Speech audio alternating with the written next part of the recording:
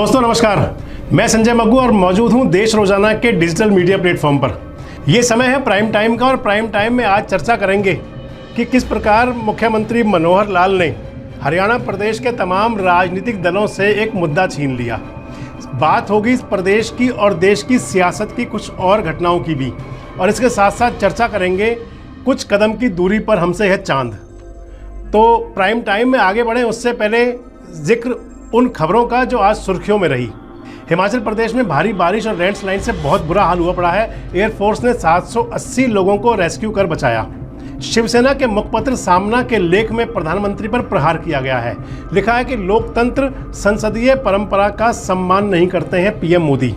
Chandrayaan 3 propulsion module और lander module हुए अलग अलग। चंद्रयान 3 चांद पर उतरने को तैयार, 23 अगस्त को होगी लैंडिंग। अलका लांबा के बयान पर जुबानी जंग तेज हुई। कांग्रेस की सफाई नहीं हुई। दिल्ली की 7 सीटों पर कोई चर्चा। और नेहरू मेमोरियल का नाम बदलने पर भी सियासत तेज। राहुल गांधी ने कहा कि नेहरू की पहचान नाम से नहीं उनके कर्म से है।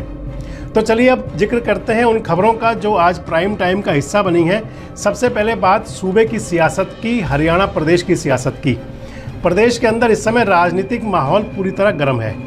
सभी पार्टियां 2024 के लोकसभा चुनाव और उसके तुरंत बाद होने वाले विधानसभा चुनाव को जीतने के लक्ष्य से पूरी तरह तैयारियों में जुटी हुई हैं। और जब चुनावी बयार चलती है तो उसका रुख गर्म ही रहता है। कभी किसी के शब्द बाण चलते हैं तो कभी कोई अपनों का साथ छोड़कर परायों से हाथ मिला लेता है। कभी सरकार की तरफ से कई योजनाओं का शिलान्यास होता है, उनका क्रियान्वयन होता है, तो विपक्ष जनता से वोट की अपील के साथ साथ वायदों का पिटारा भी खोलता है। खैर, सियासत का शायद यही असूल है कि जनता को कैसे खुश रखा जाए ताकि जनता सत्ता का सुख राजनेताओं को दिलवा दे। तो पहले बात सरकार की योजनाओं की।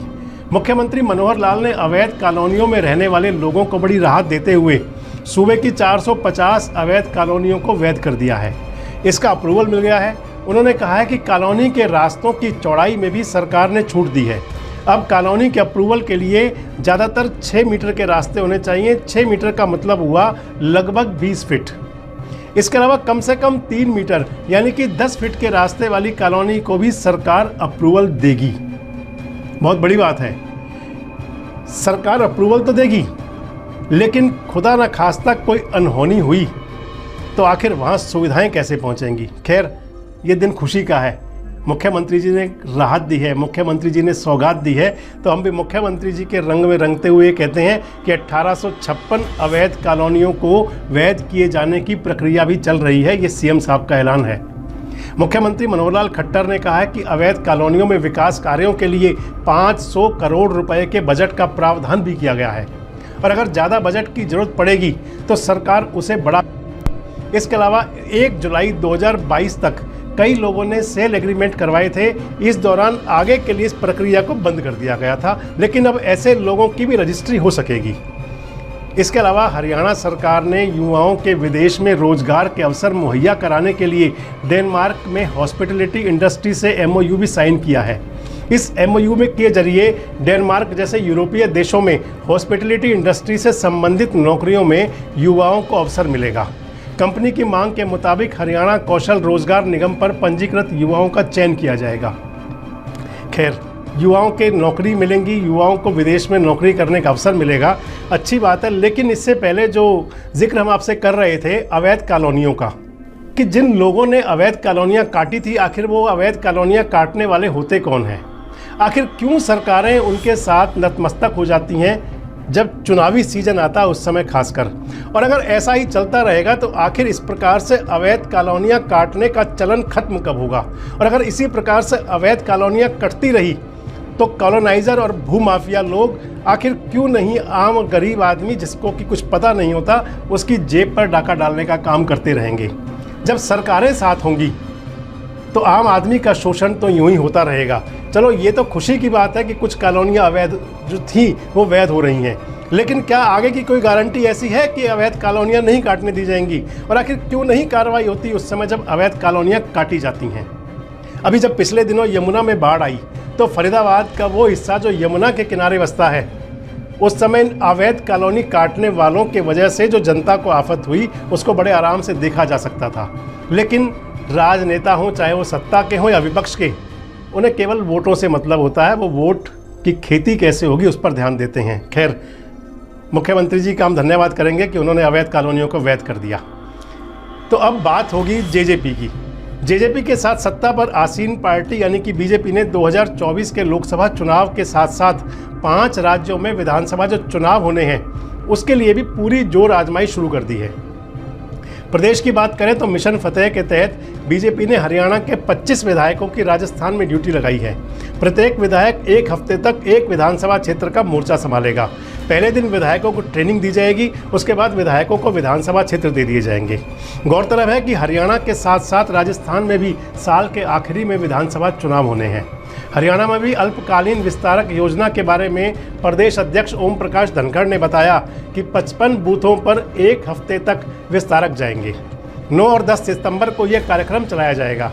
आपको बता दें कि बीजेपी के पन्ना प्रमुख सम्मेलन लगभग जो हो चुके हैं, अब तक 56 स्थानों पर हो चुके हैं, जिनमें 1,60,000 से अधिक कार्यकर्ता सम्मिलित हुए, ये दावा है बीजेपी का।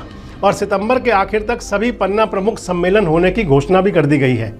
तो वहीं कांग्रेस ने भी आने वाले लोकसभा विधानसभा चुनाव को लेकर अपना मेगा प्लान तैयार कर लिया है।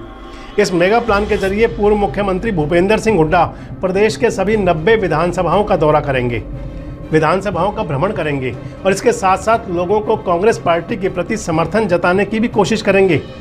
पूर्व मुख्यमंत्री हुड्डा और कांग्रेस का प्लान यह है कि विधानसभा के मानसून सत्र के बाद वे अपनी यात्राओं को शुरू करेंगे। योजना यह है कि इस मिशन के तहत अगले साल होने वाले आम चुनाव की घोषणा से पहले सभी 10 लोकसभा क्षेत्रों को कवर कर लिया जाए। योजना ये भी है कि विधानसभा चुनाव के लिए भी इसी दौरान सियासी जमीन तैयार कर ली जाए। पूर्व मुख्यमंत्री हुड्डा के साथ हरियाणा कांग्रेस के प्रदेश अध्यक्ष चौधरी उदय भान भी इस हरियाणा भ्रमण में मौजूद रहेंगे। फिलहाल पार्टी इसके लिए पूरी रूपरेखा तैयार कर रही है और इसका खुलासा जल्द कर दिया जाएगा। लेकिन जो कांग्रेस के अंदर भूपेंद्र सिंह हुड्डा के समानांतर एक गुट चलता है जिसको SRK कहा जाता है, यानी कि शैलजा, रणदीप और किरण, उस गुट को क्या हुड्डा साहब की ये जो रणनीति है वो रास आएगी? क्योंकि हुड्डा साहब और उदय भान जी तो वैसे ही मिलकर कदम ताल करते रहते हैं, लेकिन सामने जो दूसरा ग्रुप है यानी कि शैलजा, रणदीप और किरण चौधरी, वो समय समय पर कहते भी रहते हैं। आपको वो दिन भी ध्यान होंगे जब शैलजा ने ये कहा था कि उदय भान कौन होते हैं ये बताने वाले कि कौन अगला मुख्यमंत्री होगा। खैर, ये कांग्रेस की राजनीति है और कांग्रेस की राजनीति भी है कि रुकती नहीं। आगे आपको बता दें कि 25 अगस्त से हरियाणा का विधानसभा का मानसून सत्र शुरू होने वाला है। इससे पहले कांग्रेस ने सरकार को घेरने के लिए विधायक दल की बैठक बुलाकर अपनी रणनीति बना ली है। कांग्रेस के खेमे में एक खुशी की बात यह है कि जेजेपी से कई लोग कांग्रेस में शामिल हो रहे हैं। हाल ही में जेजेपी से अलग हुए फतेहाबाद के प्रत्याशी रहे डॉक्टर वीरेंद्र सिवाच ने कांग्रेस का दामन थाम लिया। हालांकि अटकलें पहले भी लगाई जा रही थी कि वे कांग्रेस में शामिल हो सकते हैं, क्योंकि उन्होंने पूर्व मुख्यमंत्री हुड्डा से मुलाकात भी की थी। सिवाच समेत कई नेताओं, जिनमें जेजेपी और बीजेपी के नेता शामिल थे, उन्होंने कांग्रेस का हाथ थाम लिया। भूपेंद्र सिंह हुड्डा की अगुवाई में वे कांग्रेसी हो गए। कांग्रेस पार्टी में शामिल होने के बाद डॉक्टर सिवाच ने कहा कि जेजेपी में उनकी अनदेखी हो रही थी। तो वहीं जेजेपी की तरफ से कहा गया है कि लगभग 4 महीने पहले ही डॉक्टर वीरेंद्र सिवाच को पार्टी विरोधी गतिविधियों के चलते नोटिस दे दिया गया था और उसके बाद उन्हें पार्टी से निष्कासित भी कर दिया गया था। खैर, राजनीति में होता है, नेता रिजाइन देते हैं और पार्टी ये कहती है कि उनको पार्टी विरोधी गतिविधियों के चलते पहले ही निकाल दिया गया है। अब बात देश की सियासत की, जहां आगामी चुनावों की धमक सुनाई देने लगी है। जहां एक तरफ सत्तारूढ़ पार्टी बीजेपी सभी 5 राज्यों के विधानसभा की तैयारी में जुट गई है, राज्यों को लेकर बैठकें हो रही हैं, रणनीति बनाई जा रही हैं, तो वहीं लोकसभा चुनाव को लेकर एनडीए के साथियों के साथ बैठकें की जा रही हैं। विपक्षी गठबंधन, जिसको इंडिया कहा जा रहा है, जिसका नामकरण इंडिया हुआ है, उसकी पूरी कोशिश चल रही है कि वो भी अपनी तीसरी बैठक जो महाराष्ट्र में होने वाली है, उस बैठक के बाद पूरी मजबूती से सत्ता पक्ष को सत्ता से बेदखल करने की रणनीति के तहत मैदान में उतरे। लेकिन ग्रहण तो पहले से ही लगा हुआ है इंडिया पर। इंडिया वो यानी कि हमारा भारत नहीं, वो इंडिया जो विपक्षी दलों का गठबंधन है।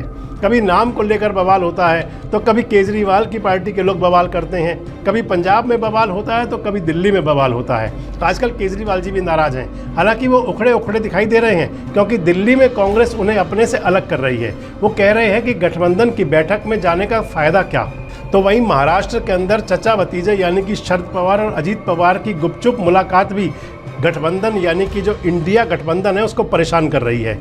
हालांकि शरद पवार की तरफ से स्थिति को साफ किया गया है, लेकिन साथियों की चिंता है कि खत्म होती नहीं।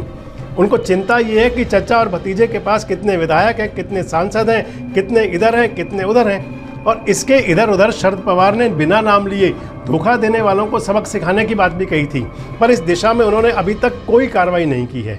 गठबंधन के नेताओं का यह भी सोचना है कि शरद पवार को अभी तक कोर्ट का दरवाजा खटखटा देना चाहिए था, जैसा उद्धव ठाकरे ने किया था, लेकिन शरद पवार साहब ऐसा कोई कदम अभी उठा नहीं रहे। इस बीच शरद पवार और अजीत पवार की मुलाकात कई सवाल खड़े कर रही है। और अब बात देश की, देश के उस मामा की जिसे चंदा मामा कहते हैं, जो अंतरिक्ष में रहते हैं, यानी कि चांद को मुट्ठी में करने की हिंदुस्तान ने जो उड़ान भरी थी, अब वो चांद हमारी मुट्ठी में आने वाला है। अब चंदा मामा हमसे दूर नहीं है। इसरो ने भारत को गौरवान्वित किया है। चंद्रयान 3 पॉपुलेशन मॉड्यूल से अलग होकर लैंडर ने यात्रा शुरू कर दी है। 23 अगस्त को लैंडर की सॉफ्ट लैंडिंग चंद्रमा पर हो जाएगी। लैंडर मॉड्यूल पॉपुलेशन मॉड्यूल से सफलतापूर्वक अलग हो गया है। अब ये चांद के दक्षिणी ध्रुव की सतह पर सॉफ्ट लैंडिंग करेगा। आज पूरी दुनिया की निगाहें हमारे भारत पर टिकी हैं। ये हमारे देश के लिए बहुत गर्व की बात है, और गर्व की बात है देश के हर वासी के लिए। तो इस गर्व भरी मुलाकात में आज इतना ही। कल फिर मुलाकात करेंगे आपसे कुछ उन मुद्दों के साथ, कुछ उन खबरों के साथ जो रखते हैं आपसे सरोकार। तब तक अपना बहुत ध्यान रखें, स्वस्थ रहें, मस्त रहें। नमस्कार, शुभ रात्रि। हमारे साथ जुड़े रहने के लिए देखते रहिए देश रोजाना का YouTube चैनल सब्सक्राइब कीजिए। साथ ही देश रोजाना की खबरें सबसे पहले देखने के लिए प्रेस कीजिए बेल आइकन।